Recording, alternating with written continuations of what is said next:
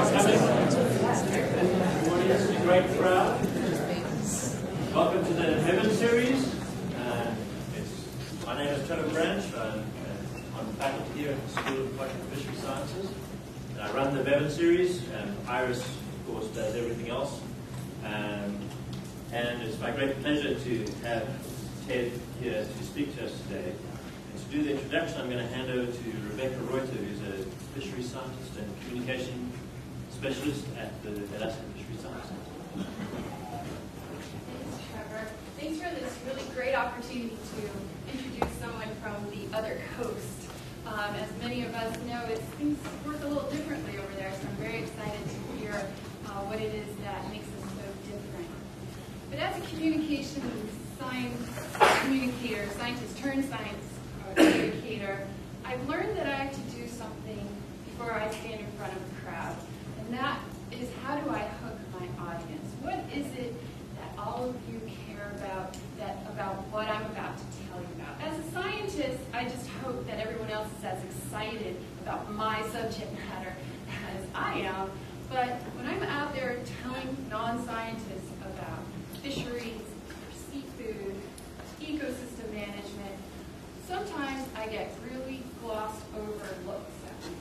So I did my research tonight, and I learned that what the hook is tonight, what all of us care about, is love. We are all here because of love. And no, it's not just because it's Valentine's Day, and we may have hot dates, or we already went on our hot dates. But it's because we love to learn about new things. What happens on the other coast? We love problem solving. We love science. We love to be educated, and we love seafood. Because Ivars knows that we love seafood. Because tonight, I'm not going, maybe some of you are going, they have seafood on their menu, not because they're Ivars, but it's because it's an aphrodisiac. Truthfully, I have my sources. If anybody wants to know my sources, contact me later. But I asked Ted earlier, of all the things you love, why are you still doing what you're doing at his ripe young age, which all of you can do math and find it on the web. Although you don't look a day over 40.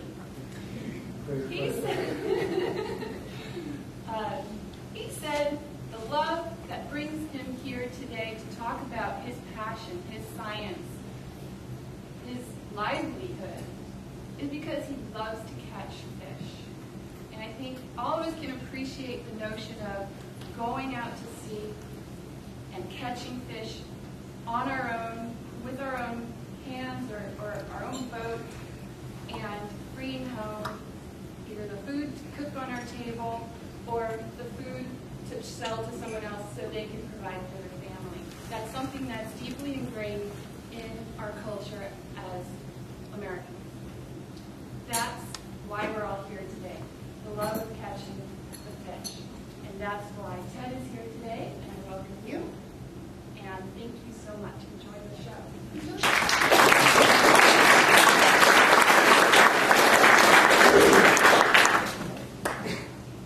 Well, thank you. It's a real treat to be here. You know, it's very obvious what happened to cod in the Gulf of Maine. And you ask 10 people exactly what that is, you'll get 11 different reasons. I'm tickled to do it, partly because old curmudgeon fishermen like myself always enjoy talking about fish, and partly because it's a very credible issue, because we're talking about do we want to still eat codfish now that they're very depleted in New England? And my work is done trying to figure out why, and I'll share that with you. My talk will review some of the major drivers for what has happened, clues for what may have happened, and then explore them in a little more detail as it reflects with what's happening in the Gulf of Maine. you to follow me in a trail of discovery as we go through the same process that I've been doing in my historical fisheries work. They're great fun, and I'm delighted that you're joining me. But before we go very far, we need to talk about the character of the place that we're talking about. This is the Gulf of Maine.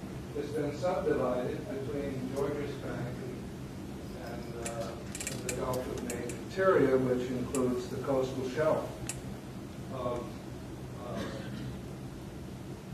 the Gulf, in particular the northern Gulf. And as you can see, it looks a little bit like a wash basin that's been tipped over on one side. There's an incredibly big crack on the lower end.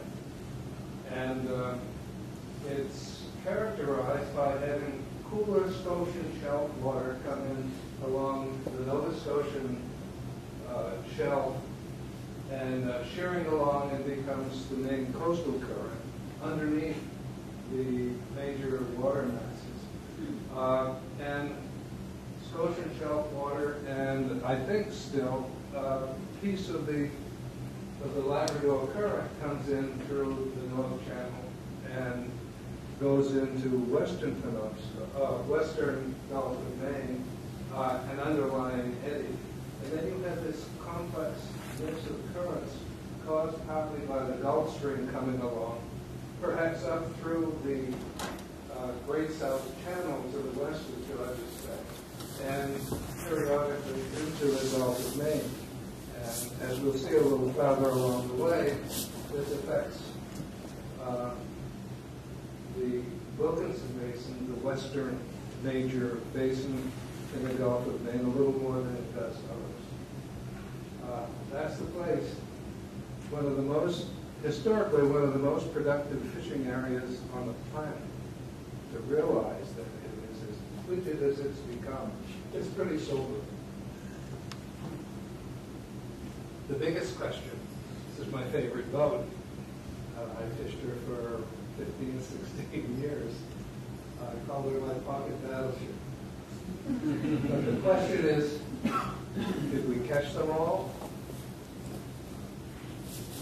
Was it global warming that's changed the dynamic in the Gulf of Maine so much? Water quality?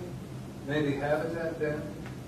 Just to list 2 or 3 of the major factors that are causing these enormous changes in the Gulf of Maine. Certainly worth looking at more closely, and that's what we'll try to do. First of all, I think one of the most important pieces of the puzzle is a large study, tagging study that was done, headed by Gulf of Maine Research Institute in Portland, Maine. Whoops, I'm sorry. This is the elephant in the closet. Global warming. No, this is so nice. There we go. Oh. We leave our elephants resting for a while. This is the GRMI study, and it's incredible. The 10 squares are where codfish were tagged, and most of them were either juveniles or young adults. The red dots are where they were captured, and the red line in between is the difference between the 2 points. 110,000 codfish, an enormous number of returns. And look what's happening up there. No tag returns, basically on the whole northern crest of the Gulf of Maine. 200 miles. And today it's primarily a crustacean-dominated ecology. It has flipped. What in the world is going on? And we have to try and tease out what has happened. Does this look like an example of overfishing? It certainly was a major factor at one time.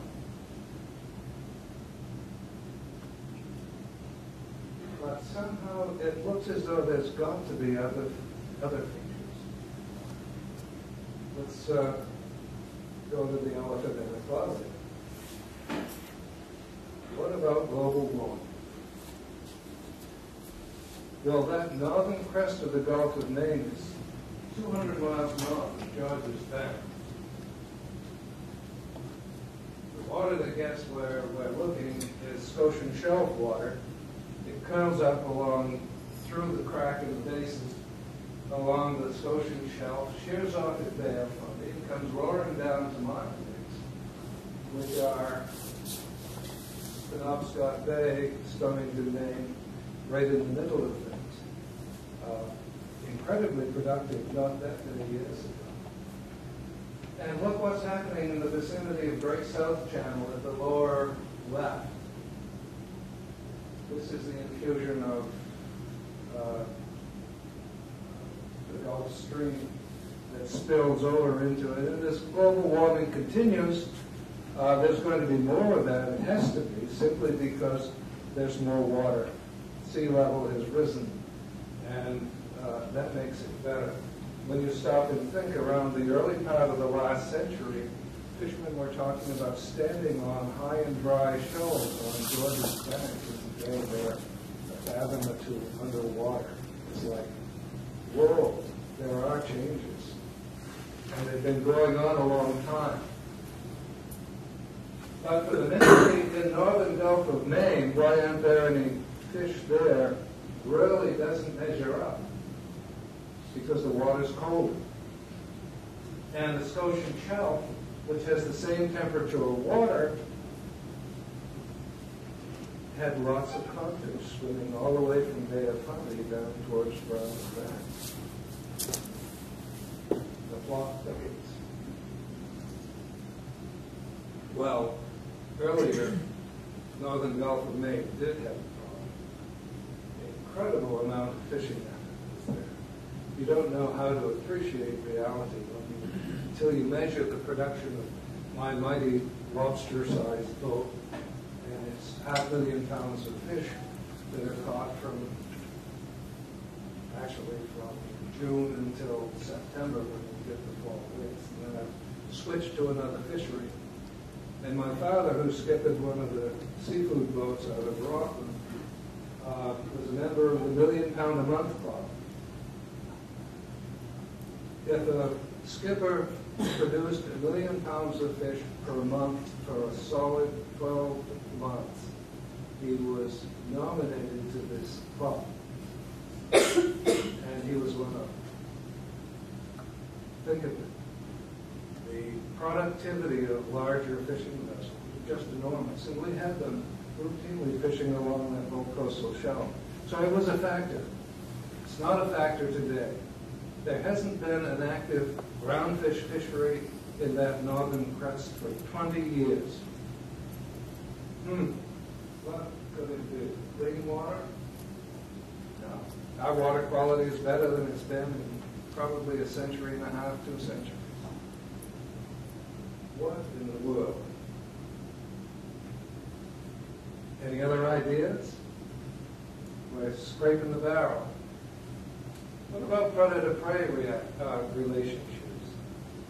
Spencer Baird, back in the 1880s, reported the inshore fishery for codfish in the Gulf of Maine, in New England, had collapsed because of post-colonial industrialization had placed dams in the mouths of rivers that stopped the spawning runs of diadromous fish such as alewives and bluebacks, shad,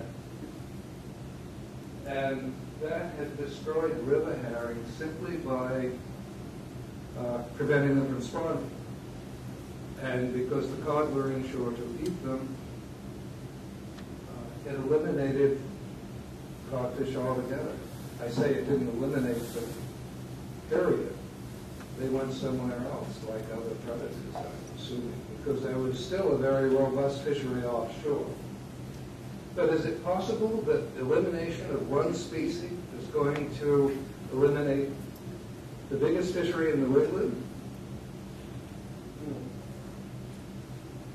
Seems like Baird might have been stretching it a little bit. But it raises a question that would be awfully nice to examine again, because it's not global warming, 20 years of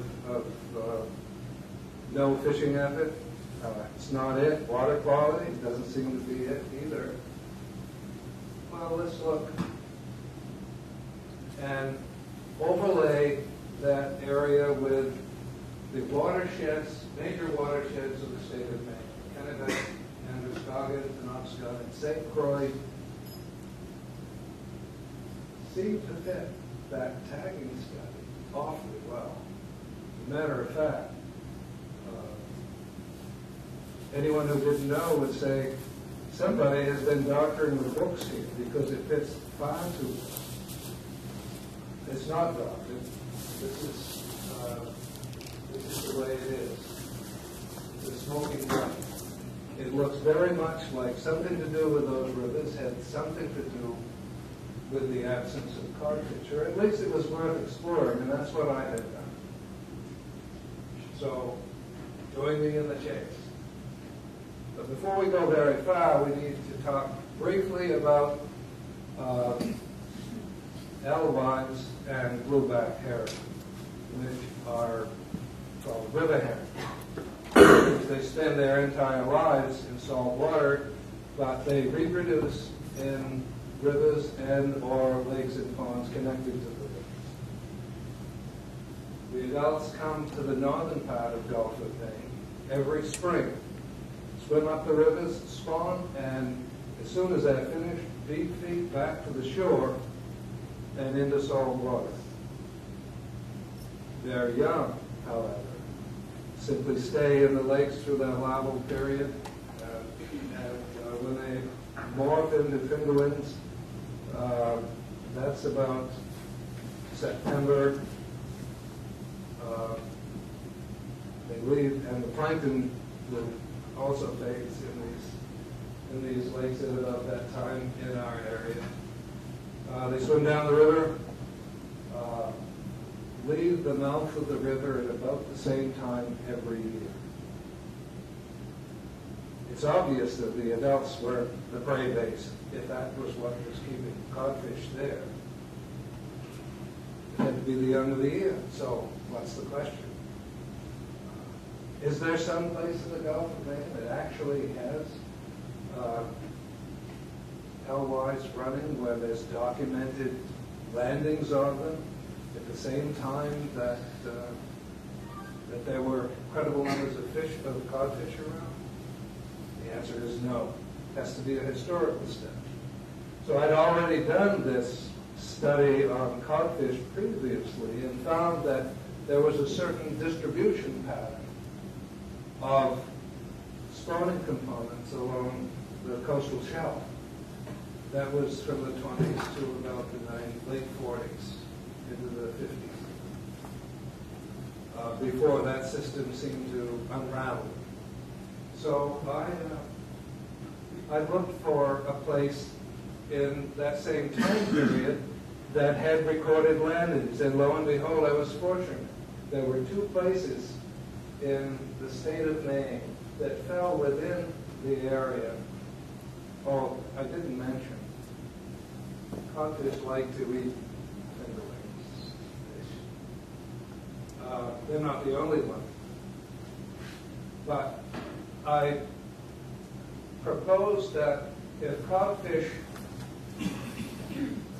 like to eat alewives and young of the year were important prey, then every fall the codfish that were preying on them would stay there. They wouldn't migrate south. If they did migrate south, it meant during the same time period when there were alewives coming out of the river, it would mean that these fingerlings weren't particularly important prey, and the adult codfish deep feed for Massachusetts Bay and Ipswich Bay and areas farther south. So I started looking, and I found that there were only two rivers in the entire state that had documented landings of alewives in the 1920s. The Anascada River and the St. George River. And both of them very conveniently dumped their fish lived in the Scungus Bay cut because they were on both ends of the bay. How it was set up. All they had to do was figure out where the fish were, the brown fish were, the rest of the time. But there's a question. You know, those are two small secondary rivers. They had been producing alewives, but no phenomenal amount. Prior to about the 60s, their production varied between 1.5 and 1.8 million adults each year that would be in the spawning ponds. So the question was, you know, that's quite a lot of fish, but they're all gone. How many of their progeny are going to be in that same area in the fall when they're headed south? So this guy Walton did a study on the Damascotta back in the 80s and counted alewives entering the river and their progeny leaving the river and came out with a value of somewhere in the vicinity of 1,200 to about 2,400 to 2,500 fingerlings per adult female that entered the river. To be safe, I took the lower confidence limit and did the very sophisticated arithmetic and found that there were over 1,000 metric tons of fingerling alewives entering the Scungus Bay every fall. Was that a robust enough population to attract a bunch of predators, codfish in particular? Yeah, you bet. I'm impressed. So I said, well, I have a smoking gun. Now let's see what the codfish are. Because even though I had done this mapping of historical populations, I really hadn't pursued it down to identify what is happening in river A, B, or C. And this was a very small bay. So I went back and used my historical plot of fishing grounds from the 1920s that Rich had documented and used them as an XY plot. And the fishing grounds are the brown spots. And the red spots along the edge, these, are spawning grounds. The basins in the Gulf of Maine. The Gulf of Maine is a drowned river system. 12,000 years ago, it was a very large river valley. And the island I lived on, islands I have lived on in that area were the tops of nothing. So it's had major changes and not a terrible river. Anyway, here's where they are, and I used that mix of grounds as an XY plot to find out where the fish were.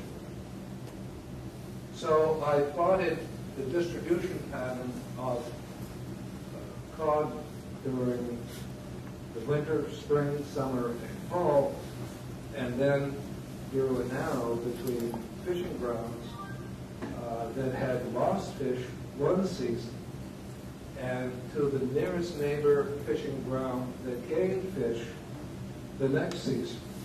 Now, this isn't a tagging study. This is tracking concentrations of fish. I have no idea where the fish came from, but I did that through the year, and the tan areas that you say represent the cod group that never left the area at all during the year. Now, this is a heavy-duty conclusion because I fished this same area. Actually, I started fishing from the island I grew up on, which was Bible Haven. It's located right there. Wonderful fish. Plenty of fish at the time. Times have changed, but many of the island fishermen also fished over as far as Muscovy Bay. I know when the fish was there. So I also knew that prior to their collapse, there had been an incredibly active fishing area there. So we have identified 2 cod groups that were there 12 months a year, and I've put up here the location of where those concentrations were in the wintertime, mostly because they were never there when I was.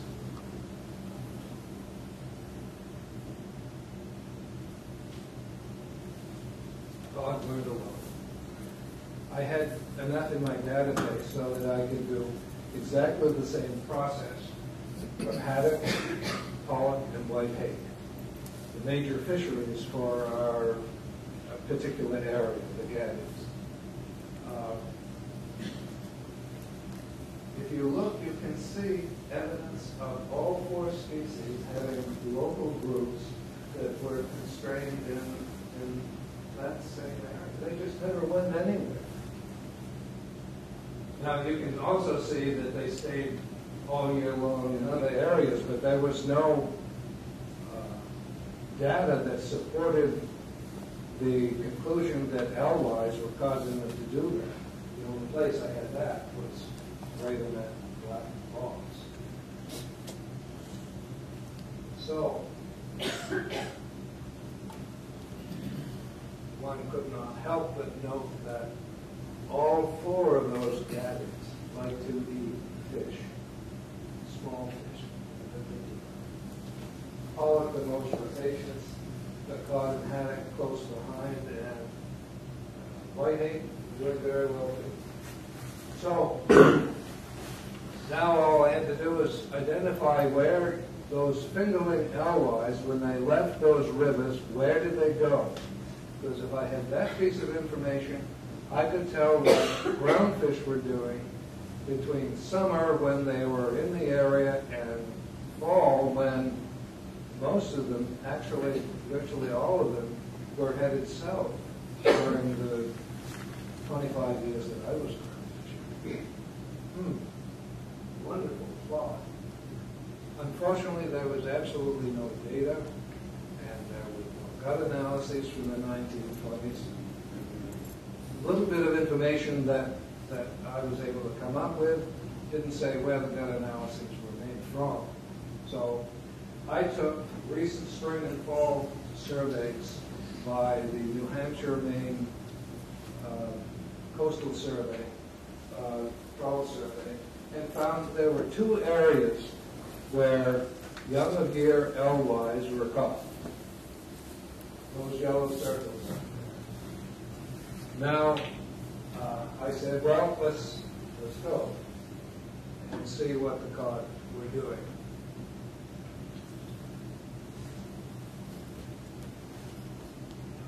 Now, there were plenty of cod that didn't do much of anything that I had hoped they were doing, but there were a bunch that did. And I put large red arrows in the ground that showed a distinct movement pattern in and close to those 2 circles. Looked pretty good to me. The reddish colored grounds are summer grounds, and fall grounds are shades of brown. Grounds that have no arrows attached to them didn't move anywhere. They had no chance. Pretty good, but not convincing.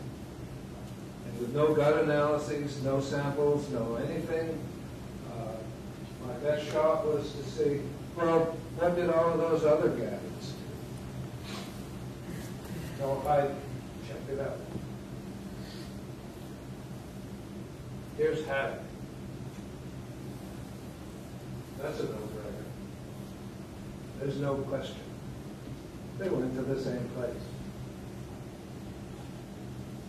Very interesting. Let's see what white hake did. He guessed. No question. These guys went to those circled areas and looked at all of the others who were just leaving the area. But instead of going offshore, these guys just seem to play up in this area right here. Must have been something tasty for them to arrive. Pure coincidence that it was alewives that were arriving there. Let's see what the pollock did. If all four of those gadids arrived at the same place, that was a really good smoking gun to suggest that, in fact, those fingerling alewives were there. And here's where the pollock went.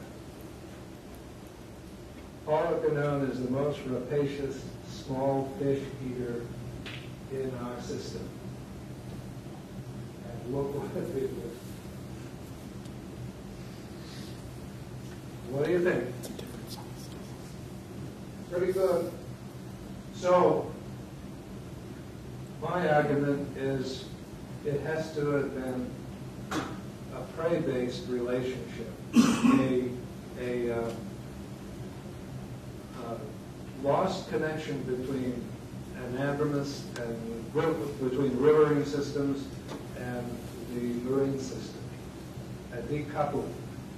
We've done it with our dams, and if this is correct, and if these coastal populations were based on, well, getting ahead of the story, because my test site, Muscongas Bay, the fish disappeared in the 1960s.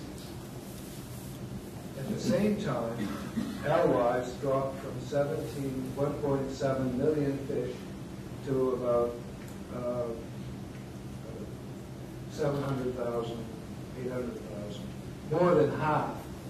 And this was also the peak years for the sardine industry in the state of Maine. They were taking a ridiculous amount of fish. Most of it was stop sailing, which was taking small herring from along the shore, and we had a robust purse seine fishery that had started. It was taking mature fish at the same time. Smoking up. Cod, haddock, pollock, and whitehead all disappeared from that section of the coast in the 1960s. Yeah, there was a lot of fishing. Did the fishery, mostly smaller boats, did they really extirpate that? This was before gillnet came along, so it was just small draggers with rudimentary electronics, and most of them were still side trawling then. I didn't think so. I ascribed it to a predator-prey relationship based on decoupling a preferred prey.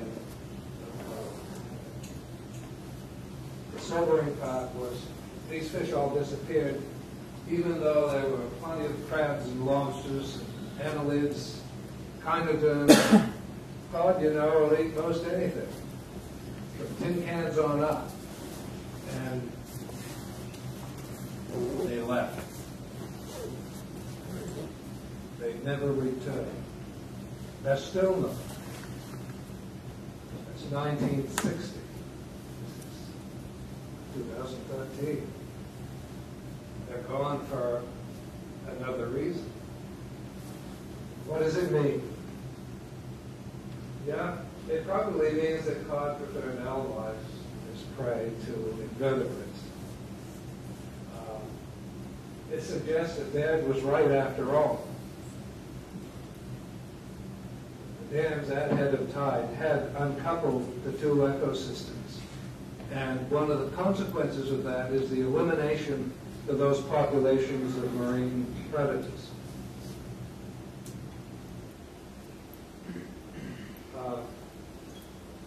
It's interesting.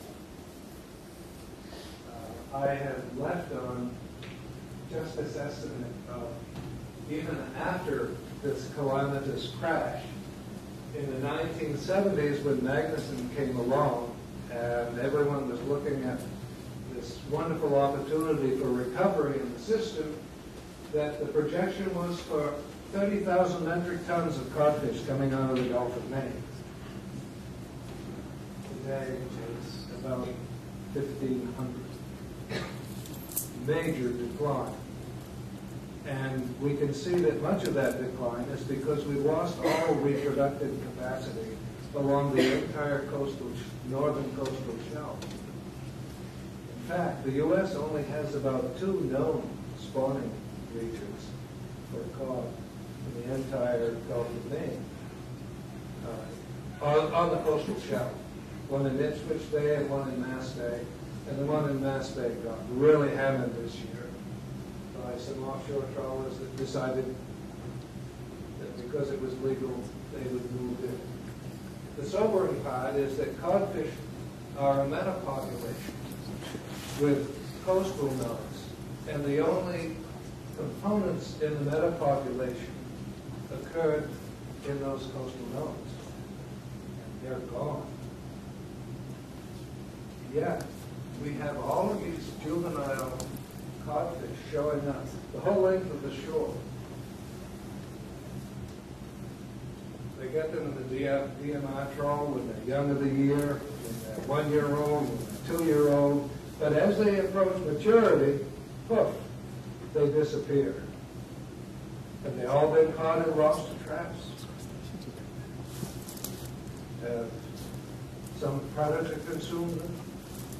Or is it because the prey base, which used to be there, has disappeared? There's no reason for them to hang around, because when codfish began to mature, up to that point they've been invertebrate eaters, almost exclusively. Rare to find juvenile cod that's eating fish. And lo and behold, when they approach maturity and gonadal development proceeds, they start including fish in their diet. They need high-quality lipids in order to grow eggs and the like. But what's appropriate prey for a fish that's only this big? It's not an adult alewife, a herring, that's about this big. You have to question whether who is going to eat whom when you get into that. No, it's those big ones, the young of the year. And the difference between Atlantic herring and young of the year and young of the year alewives is that where do the alewives always appear? Same river, same bay, same place, year after year. That's why we had coastal populations of cod. Big. Some of us.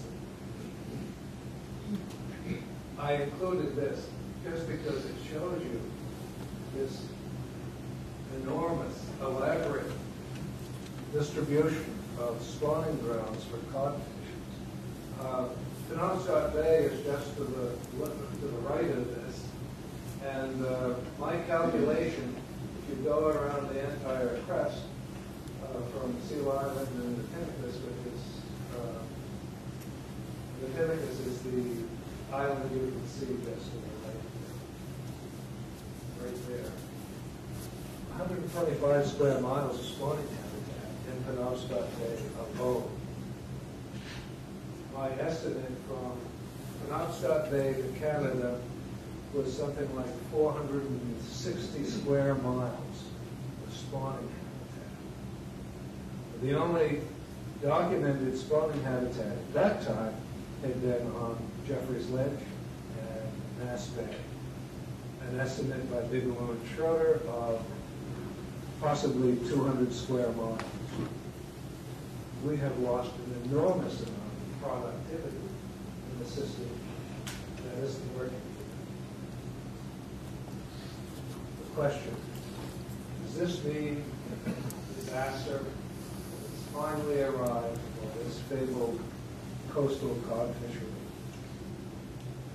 It's a real question. What can you do? The fish are gone. Maybe it doesn't have to be. Maybe the reason the cod and the haddock and the pollock and all of those guys were inshore was actually to eat those fingerling alewives. That we had actually decoupled two large ecosystems, and the consequence of it has been the loss of the fabled cod fishery. If that's so, then the way to reverse it would be to open up the rivers. What a great idea. We started doing that. I shouldn't say we. Yeah, I can say we. It's NIMS and states and nonprofits, etc. They opened up the Kennebec. They removed 2 dams there. They've got probably 10 to 15 miles of spawning habitat back. Started out with maybe a couple of 100,000. Alewives were running into the system today.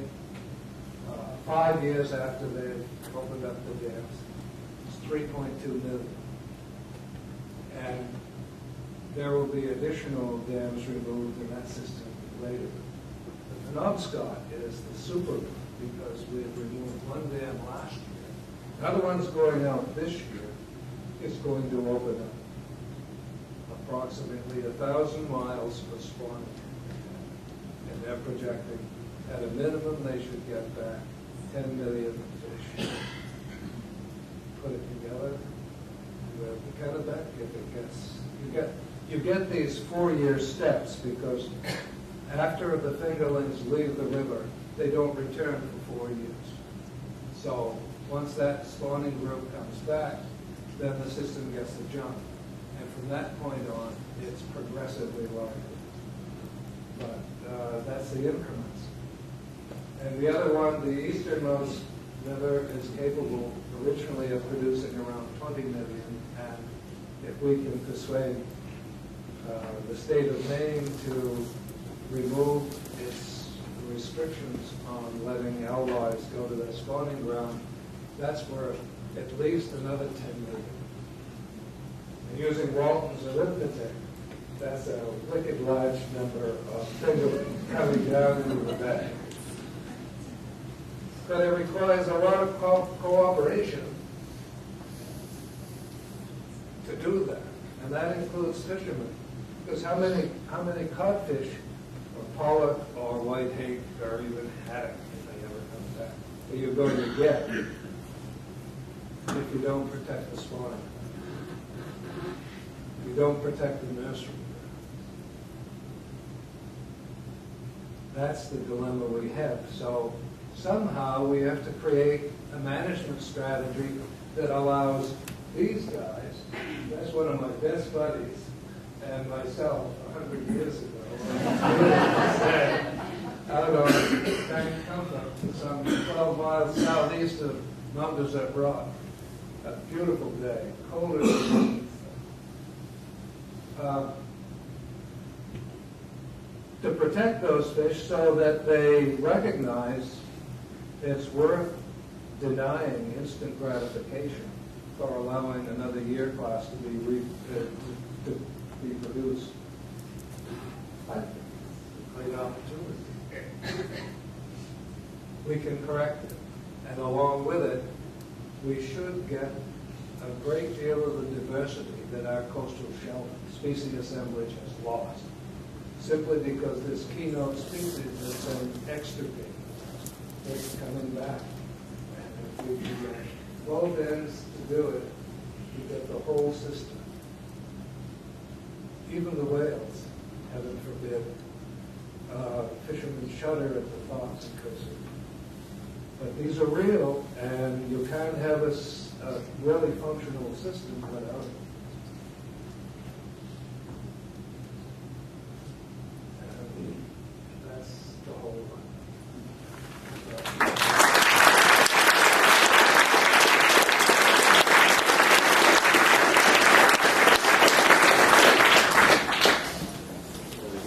Thank you very much. Oh, you're most welcome.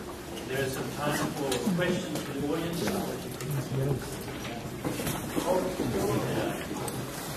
I'll take this. Where is now no longer have a terribly large chicken chicken factories in Gulf of Maine and Penobscot Bay and all that garbage stuff that they spew into the river, is that be positive or negative? Because that's right at the mouth there. That was a factor. But what eliminated the fish and the spawning grounds that you see in the interior part of Penobscot Bay happened in 1935.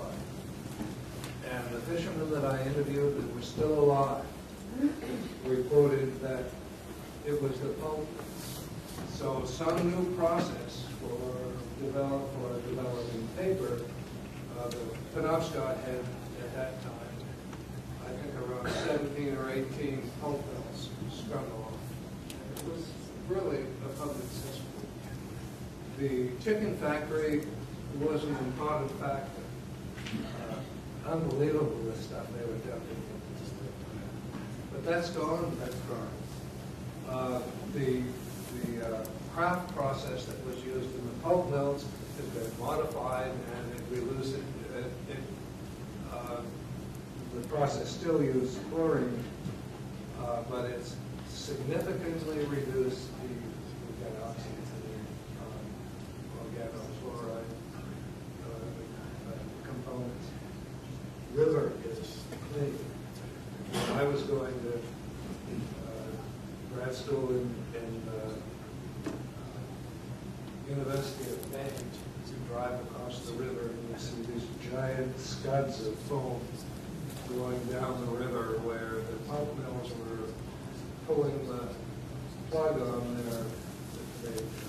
they held their waste in a reservoir until night. Let it run down, and very aromatic. But they're gone. Water quality is actually quite good. There's no reason in the world why they shouldn't have stuff up there, except right now that you, sir, have a question. Yeah, I was wondering, you told a story about how there are fewer alewives or no alewives in the north central part where there's no cod. But there is cod down like Gloucester, Boston, North Cape, and there is some up in the eastern Bay of Fundy. So are there alewives there, or are those populations in trouble too? See if I can get up there.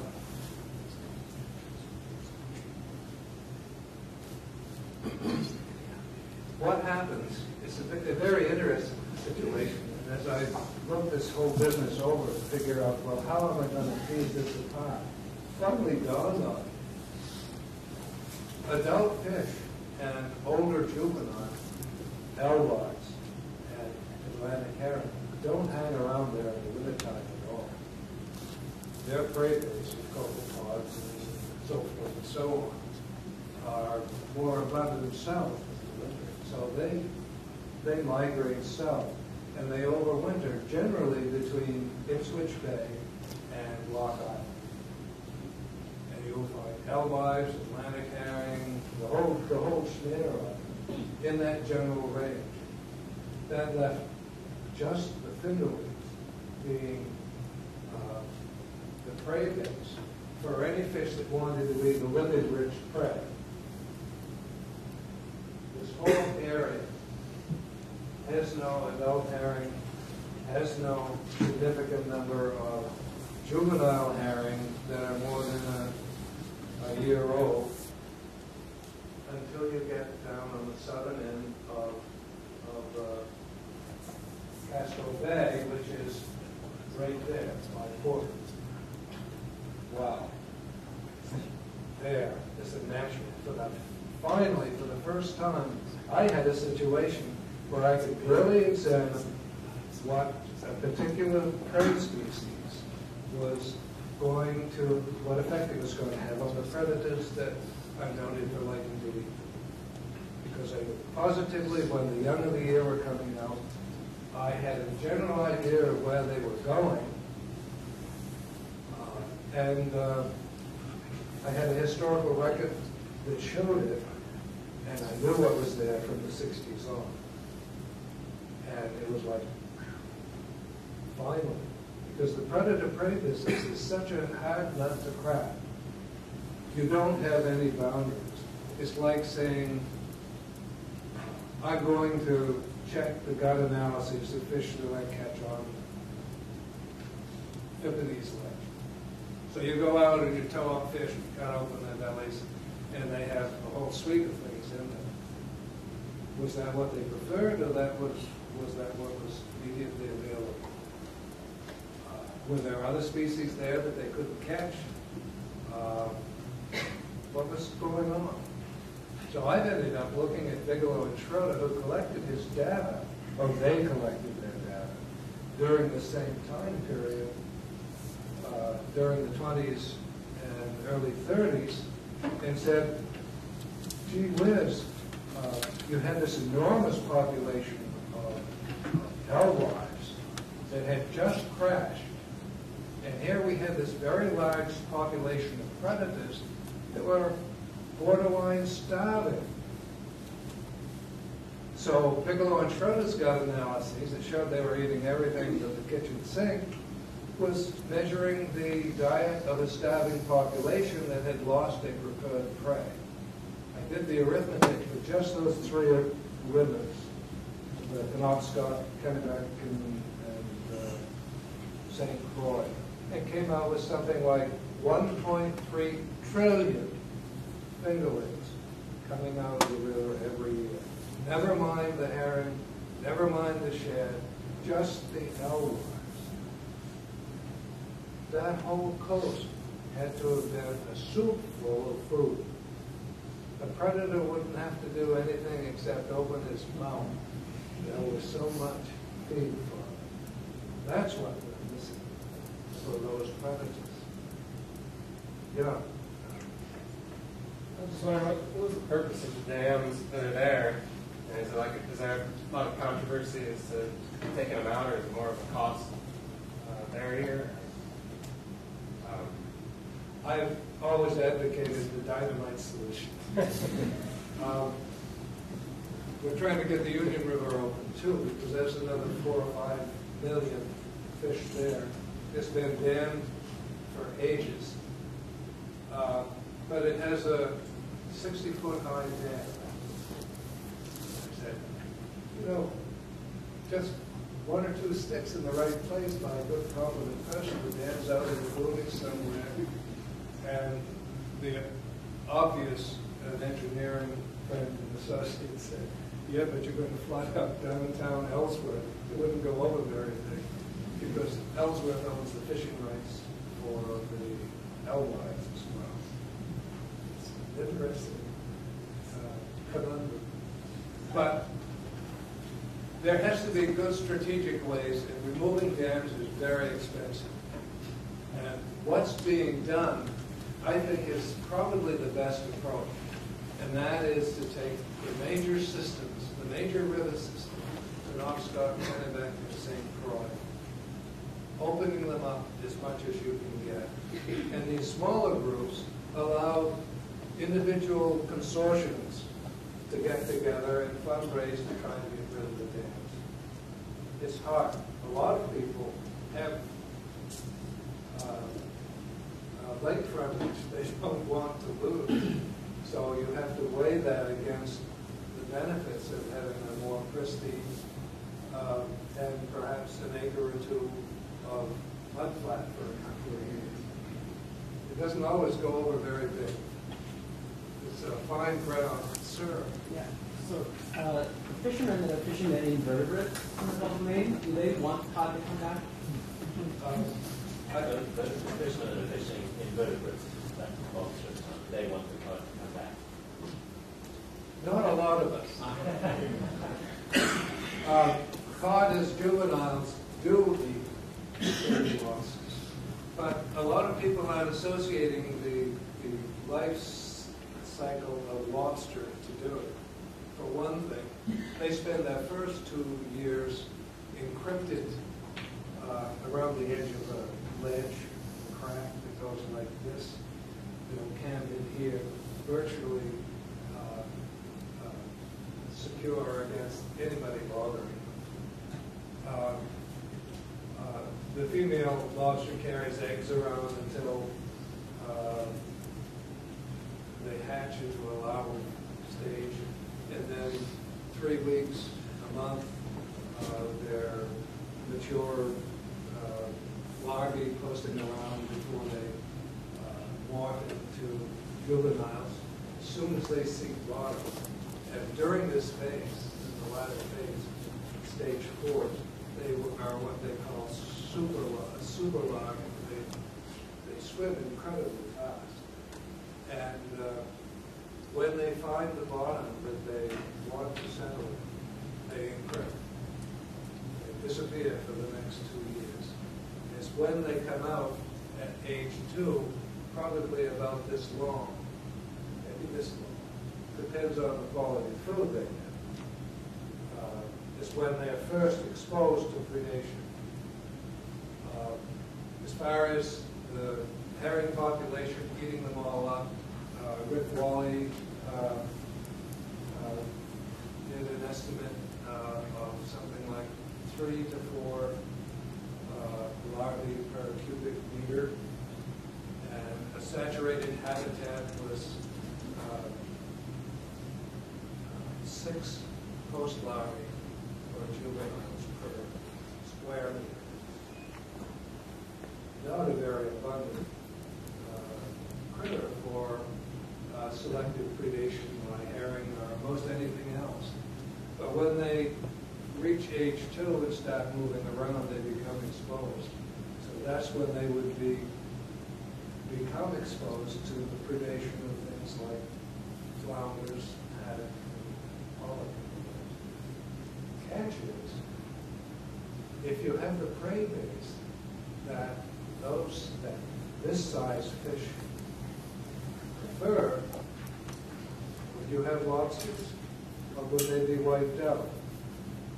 Now, if you look at colonial records, areas like Massachusetts Bay, which has an enormous amount of sand, gravel, bottom, probably the lousiest habitat for lobsters in the New England coast, right there.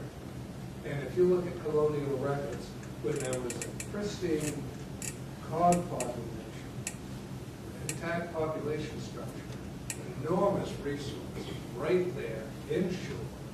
And every time they had a strong easterly breeze, what did they have?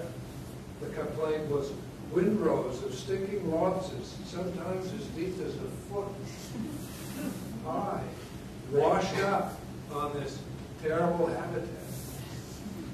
That was when they still had that enormous run of prey species that were living along the shore. I say they'll still be there. Sir? Yeah, alewives are now one of the dominant, if not the dominant, small fish in the Great Lakes. They can move the Great Lakes, and there's some discussion that even though they're one of the dominant prey in the predators, they're actually junk food. The reason being that they're full of enzymes that breaks down thiamine in the predators eat, and that the idea is that predators can't grow very well if you can eat an alewife because they suck from the predators. So the question is has anyone fed cod alewives and shown that they can actually grow effectively? Well, first, no, I don't think so. But first of all,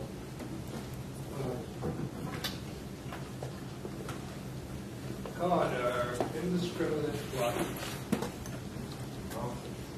And they love to eat whatever is there to eat. One of the peculiarities, when you start examining the behavior of codfish, you find that it looks very much like the codfish communicate in some manner. There's a feedback mechanism between what codfish find. You may find, for example, codfish disperse. But one of the peculiarities of codfish is that they don't, at the end of their feeding ceremony, when they've had enough to eat, they usually gather in specific locations on the downtide side of the ledge or shoal, in a deep gully, on appropriate substrate, and then if there's a credible body of prey nearby, somehow the information gets communicated, and they all end up chasing it. And it doesn't matter if it's mysid shrimp or alewives or herring or squid. The message gets through, and that means, in the bottom line, that you have this ephemeral schooling and deschooling that's happening, that's related to the presence of an abundant prey. And in the case of the system that we have here, I'm getting off the subject, getting us back to the rivers, because that's why they were there. Your description of what's happening in the Great Lakes is true. And not only that, but there's a conflict in juveniles, larval stages that they affect other prey species as well. Exotic species in a system that's functioning in balance doesn't always work well. So when we play God by introducing salmon and alewives, saying we've got the perfect system, it took us a long way, but it didn't answer the whole question. There were unintended consequences. Heaven forbid the thought. Sir, you had a question? Well, I could also ask you during the drinks.